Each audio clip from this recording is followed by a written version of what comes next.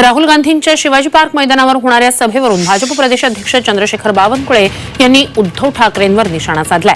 बाळासाहेबांच्या भाषणाचा video tweet करत बावनकुळेंनी ट्विटमध्ये काही सवाल उपस्थित केलेत। उद्धव ठाकरे शिवतीर्थावर जाऊन राहुल गांधींसमोर शरणागत होणार का? बाळासाहेबांच्या स्मारकाला राहुल गांधी अभिवादन करतील का? असे सवाल बावनकुळेंनी विचारलेत। बावनकुळेंनी कोणता व्हिडिओ ट्विट केलाय पाहूया। त्यांचं ट्विट नेमकं काय आहे तेही पाहूया। हिंदुहृदय सम्राट बाळासाहेबांचं स्मारकही शिवतीर्थावर आहे। राहुल गांधी त्यांचा पक्ष बाळासाहेबांच्या पुण्यतिथी किंवा जयंतीला त्यांना विनम्र अभिवादन करत नाही असा प्रश्न विचारण्याचं धाडस उद्धव ठाकरे दाखवणार का?